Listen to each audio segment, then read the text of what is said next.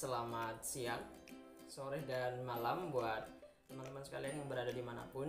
Perkenalkan, nama saya Ahmad Jufri. Saya adalah Awardi LPDP UIN Kalijaga Yogyakarta. Dan pada kesempatan kali ini saya akan berbagi informasi tentang beasiswa pendidikan Indonesia yang dirilis oleh Kemendikbud Republik Indonesia yang dibuka pada tahun 2021. Dan kabar baiknya, salah satu jalur di beasiswa pendidikan Indonesia tersebut adalah beasiswa LPDP. Nah, buat teman-teman yang sudah menunggu dari tahun kemarin karena tidak dibuka beasiswa LPDP-nya, nah sekarang kabar baiknya adalah beasiswa LPDP telah dibuka pada tahun 2021 ini.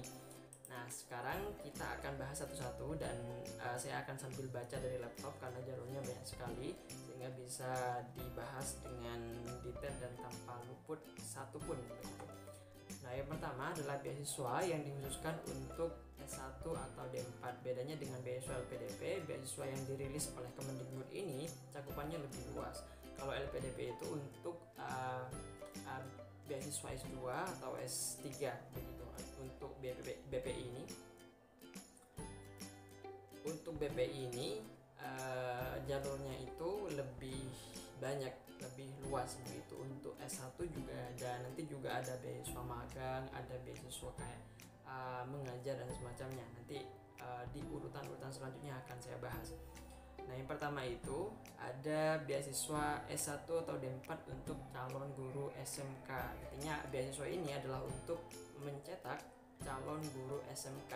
Sasarannya siapa? Sasarannya adalah mahasiswa yang telah terdaftar pada program studi yang sesuai dengan mata pelajaran kejuruan di SMK pada lembaga pendidikan tenaga pendidikan atau LPTK, politeknik, universitas, institut, sekolah tinggi, akademi komunitas, vokasi yang ditunjuk gitu. Jadi poin penting yang perlu digarisbawahi pada jalur beasiswa ini adalah mahasiswa yang telah terdaftar di program studi yang sesuai dengan kejuruan yang sudah terdaftar di list Kemendikbud begitu ya. Jadi nanti ada perguruan yang telah di data ataupun di list oleh Kemendikbud yang dimana teman-teman sudah terdaftar di sana sebagai mahasiswa program studi kejuruan yang dituju oleh Kemendikbud begitu. Kemudian jalur yang kedua adalah beasiswa pelaku budaya S1 dalam negeri. Nah, beasiswa ini diperuntukkan bagi warga negara Republik Indonesia yang aktif di bidang kebudayaan melalui mekanisme dan prosedur yang ditetapkan oleh Kementerian Pendidikan dan Kebudayaan. Nah, sasarannya adalah warga negara Indonesia yang telah menyelesaikan pendidikan sekolah menengah atas, kejuruan atau sekolah menengah kejuruan atau sekolah menengah kejuruan gitu. Artinya ketika teman-teman sekalian mau mendaftar ataupun teman-teman sudah aktif di bidang budaya sejak sekolah menengah atas atau sekolah menengah kejuruan, nah teman-teman untuk melanjutkan kesenian ataupun kepedulian dalam kebudayaan ini bisa melanjutkan pendidikan melalui beasiswa pelaku budaya ini.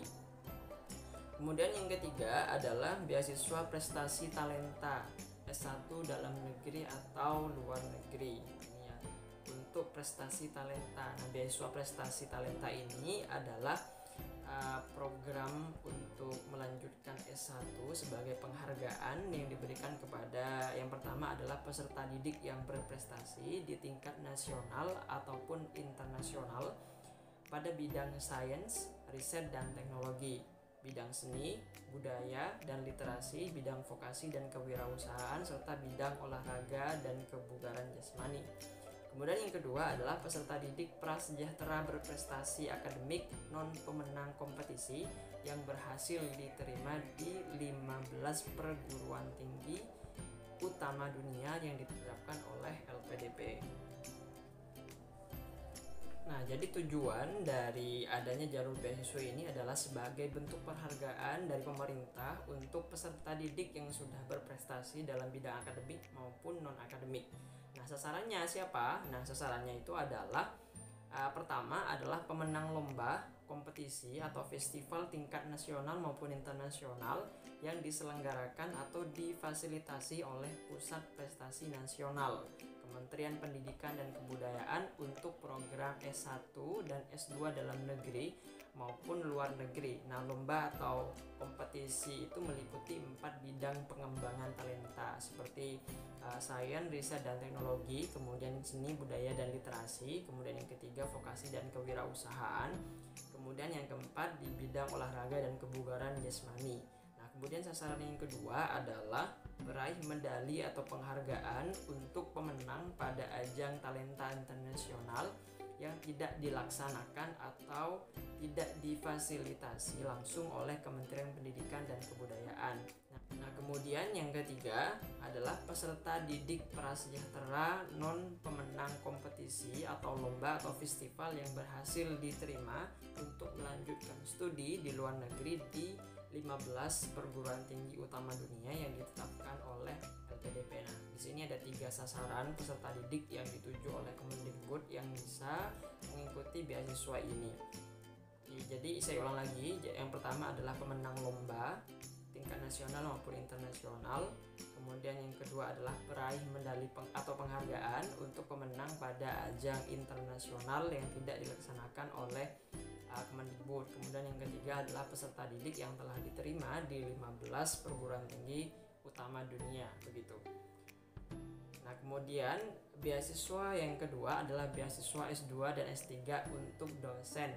Nah, untuk dosen, beasiswa yang pertama adalah beasiswa pendidikan dosen perguruan tinggi akademik atau PTA. Nah, beasiswa ini adalah beasiswa jenjang pasca sarjana bagi dosen tetap dan warga negara Indonesia lulusan sarjana atau diploma 4 yang berkomitmen tinggi menjadi dosen perguruan tinggi akademik di bawah Kementerian Pendidikan dan Kebudayaan melalui mekanisme dan prosedur yang telah ditetapkan.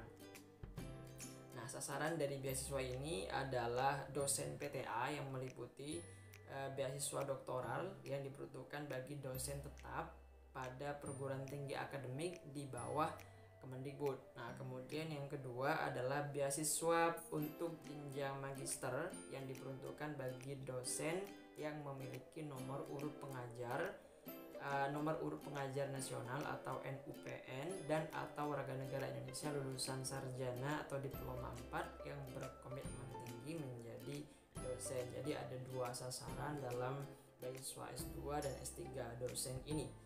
Nah, jalur beasiswa yang kedua adalah program beasiswa pendidikan bergelar dosen atau calon dosen perguruan tinggi penyelenggara pendidikan vokasi. Nah, beasiswa ini adalah beasiswa jenjang magister dan doktoral yang diperuntukkan bagi dosen atau calon dosen pada perguruan tinggi penyelenggara pendidikan vokasi, baik itu berupa universitas, kemudian institut, sekolah tinggi, politeknik, akademi, dan akademi komunitas di bawah Kemendikbud. Nah, perguruan tingginya itu adalah perguruan tinggi dalam atau luar negeri yang dapat dipilih pada list yang telah disediakan oleh Kemendikbud.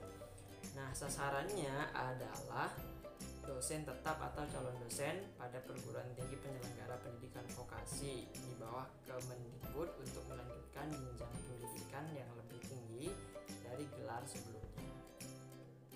Nah, kemudian jalur yang ketiga adalah jalur untuk beasiswa S2 dan S3 tapi non dosen gitu. Yang pertama adalah beasiswa guru. Nah, beasiswa guru ini adalah program magister dalam negeri ataupun luar negeri dan program doktoral dalam negeri yang dikelola melalui dana lembaga pengelola pendidikan atau LPDP. Nah, sasarannya adalah guru, kepala sekolah, pengawas sekolah dengan status pegawai tetap pada satuan pendidikan PAUD, SD, SMP, dan SMK di lingkungan Kementerian Pendidikan dan Kebudayaan.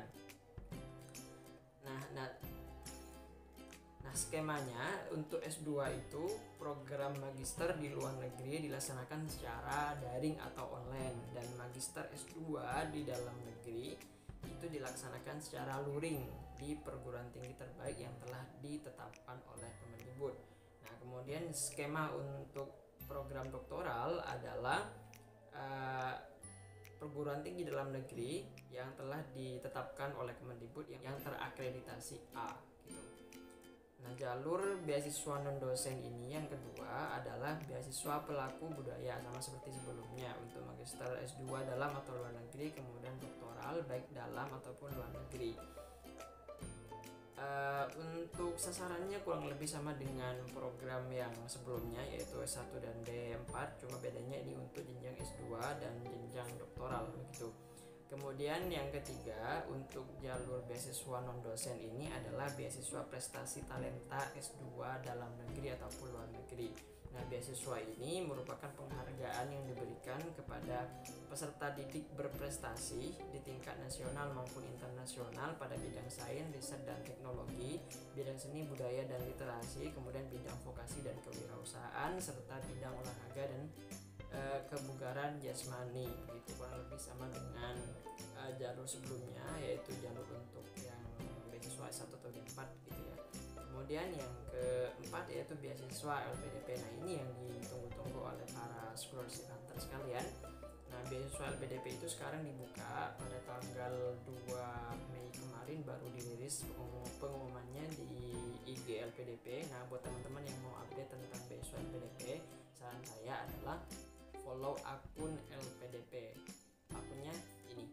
Nah, di situ ada informasi terupdate tentang pembukaan beasiswa LPDP dan macam-macam informasi yang akan diberikan oleh pihak LPDP untuk beasiswa yang akan dibuka begitu. Nah, beasiswa LPDP yang dibuka sementara itu hanya 2 jalur. Nah, yang pertama adalah beasiswa perguruan tinggi utama dunia atau PTUD. Jalur beasiswa ini adalah jalur yang diperuntukkan bagi warga negara Indonesia yang telah menerima atau memperoleh letter of admission atau acceptance atau LOA dari perguruan tinggi utama dunia untuk menempuh jenjang pendidikan magister atau doktor begitu. Kemudian untuk daftar perguruan tinggi tingkat utama dunia yang telah dipilih oleh LPDP untuk meningkatkan kompetensi warga negara Indonesia dalam bidang pendidikan dan semacamnya. Di sini ada kurang lebih 15 perguruan tinggi. Nah, pertama itu ada California Institute of Technology, kemudian ada Columbia University, ada Cornell University, kemudian Harvard University, Johnson Hopkins University, kemudian Massachusetts Institute of Technology atau MIT, kemudian Princeton University, kemudian ada Yale University, kemudian lagi ada University of Cambridge, kemudian ada University of Oxford, ada Swiss Federal Institute of Technology, kemudian University of Pennsylvania, kemudian yang ke-14 ada University of Chicago, yang terakhir ada University of California Berkeley. Nah, dari 15 perguruan tinggi utama dunia ini, buat teman-teman yang sudah memiliki LOE dari 15 perguruan tinggi utama dunia ini bisa mendaftar beasiswa LPDP melalui jalur ini. Nah, kemudian yang kedua, beasiswa yang sementara ini dibuka adalah beasiswa jalur reguler atau jalur umum, jalur biasa gitu. Artinya semua berkesempatan untuk memperoleh beasiswa LPDP melalui jalur ini. Nah, jalur ini itu diperuntukkan untuk mahasiswa atau peserta didik yang sudah menyelesaikan diploma 4 atau sarjana untuk melanjutkan ke bidang atau ke jenjang magister. Kemudian untuk jenjang doktoral itu adalah mahasiswa yang telah selesai di program magisternya gitu. Nah, di bidang atau di jalur beasiswa reguler ini bisa memilih antara untuk beasiswa yang luar negeri ataupun dalam negeri gitu. Nah, kemudian tentang persyaratan yang berbeda di tahun ini dengan tahun sebelumnya adalah untuk sertifikat kebahasaan itu hanya menerima sertifikat bahasa Inggris kayak TOEFL, kemudian IELTS gitu. TOEFL-nya bisa IBT ataupun ITP, tergantung perguruan tinggi mana yang teman-teman mau pilih gitu. Kalau mau perguruan tinggi dalam negeri cukup TOEFL, ITP. Kemudian untuk perguruan tinggi luar negeri itu IGT ataupun IELTS begitu. Kemudian beasiswa yang selanjutnya adalah beasiswa non degree Direktorat Jenderal Pendidikan Tinggi. Nah, di sini ada jalur Kampus Merdeka. Kampus Merdeka ini ada beberapa program nanti yang bisa teman-teman pilih. Yang pertama ada program magang, kemudian ada studi independen, kemudian kemudian ada pertukaran pelajar. Pertukaran pelajar ini adalah nama programnya adalah Pertukaran Mahasiswa Merdeka. Pertukaran Mahasiswa Merdeka ini adalah pertukaran mahasiswa antar pulau di Indonesia selama 1 semester yang memberikan pengalaman kebinekaan Nusantara dan sistem alih kredit antar perguruan tinggi selama 1 semester, yaitu setara dengan 20 SKS. Kemudian program yang kedua ada program mengajar di sekolah, namanya adalah Kampus Mengajar. Nah, tujuan dari program ini adalah untuk memberikan kesempatan kepada mahasiswa untuk mengembangkan diri melalui aktivitas belajar di luar kelas perkuliahan. Nah, di program Kampus Mengajar ini mahasiswa akan ditempatkan di sekolah dasar di seluruh Indonesia untuk membantu proses belajar mengajar di sekolah tersebut. Kemudian program yang kelima adalah program penelitian. Kemudian yang keenam ada proyek kemanusiaan.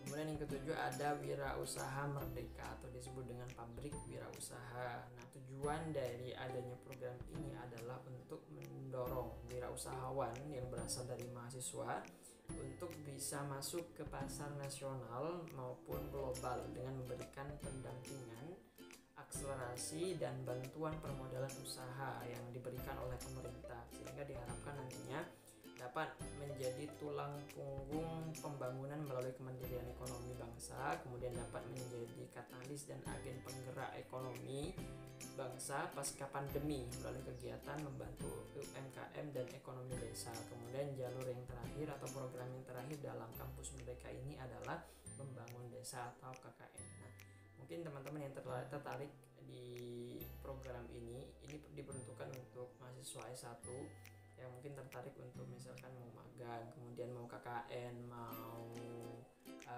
mengajar atau pertukaran pemuda antar pulau atau antar perguruan tinggi di Indonesia bisa melalui program Kampus Merdeka ini. Kemudian jalur selanjutnya adalah beasiswa non-degree GTK Guru dan Tenaga Kependidikan. Nama beasiswanya adalah program beasiswa mikro kredensial. Nah, sasarannya adalah guru tetap pada satuan pendidikan di lingkungan Kemendikbud, baik yang diselenggarakan oleh pemerintah daerah maupun oleh masyarakat pada pendidikan formal jenjang PAUD, SD, SMP, dan SMA. Kemudian skema yang ditawarkan adalah program non-gelar dari perguruan tinggi luar negeri untuk meningkatkan profesionalitas, kompetensi teknis dan non-teknis yang diperuntukkan bagi guru, kepala sekolah, dan pengawas sekolah. Program ini dilaksanakan secara online di perguruan tinggi yang telah ditetapkan.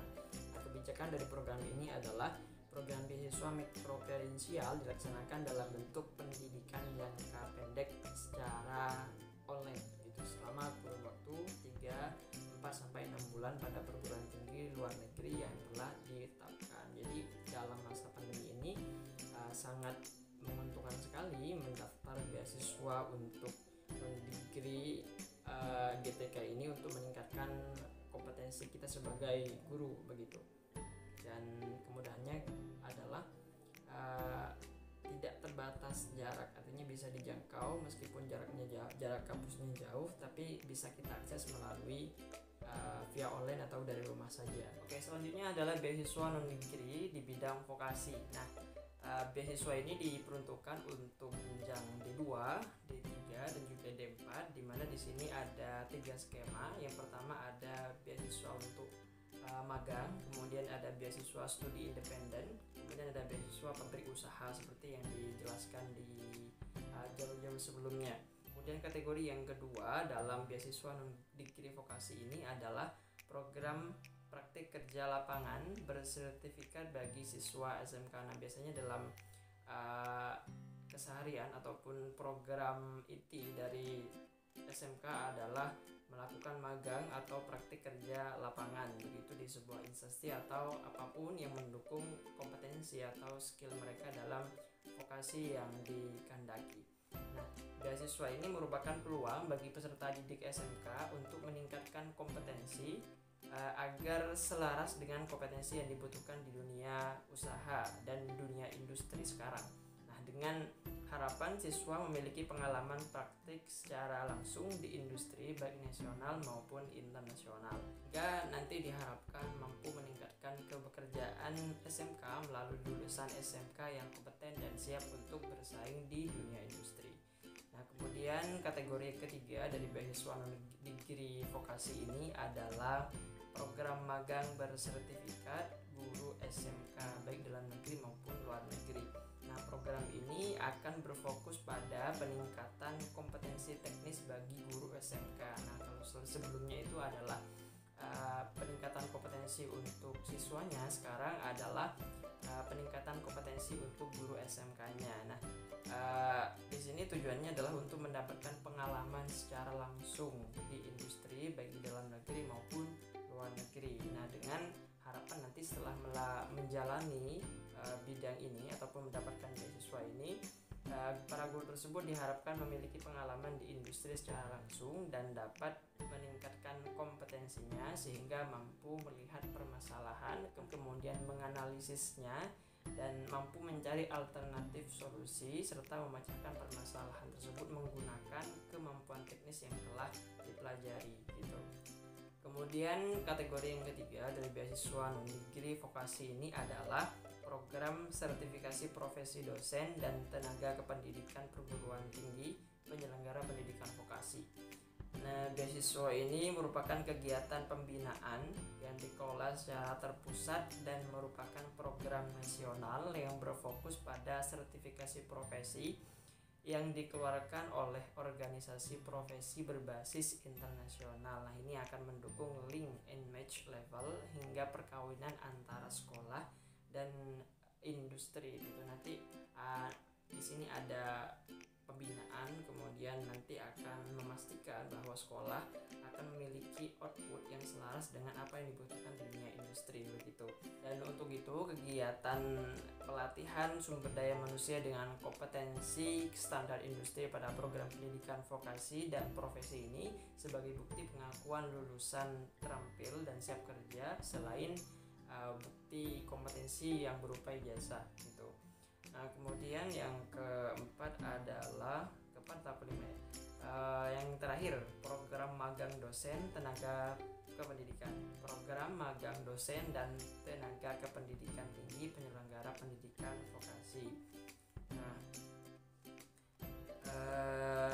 yang terakhir ini adalah suatu kegiatan pembinaan sama seperti sebelumnya yang dikelola secara terpusat dan merupakan suatu program nasional yang bertujuan untuk meningkatkan kemampuan dan keterampilan dosen dan tenaga pendidikan dalam melaksanakan tugas sehari-hari di instansi tersebut. Nah, pembinaan ini terutama dilaksanakan melalui hubungan yang intensif antara peserta program dengan tenaga pembinanya di perguruan tinggi pembina atau industri selama 1-3 bulan. Nah, intinya dalam program beasiswa non-degree vokasi ini adalah adanya program pembinaan, kemudian ada peningkatan kompetensi sehingga antara sekolah kejuruan dengan industri ini memiliki standar yang sama, sehingga ketika dalam melakukan akselerasi pembinaan standar kompetensi yang dilakukan oleh penyelenggara vokasi, nanti outputnya diharapkan dapat langsung bekerja dan siap bekerja begitu. Kemudian beasiswa jalur yang selanjutnya yang diterbitkan oleh Kemendikbud adalah program riset keilmuan. Program riset keilmuan dari sini ada program riset untuk yang bidang terapan, ada juga yang di bidang akademik. Nah, program riset di bidang ilmu terapan.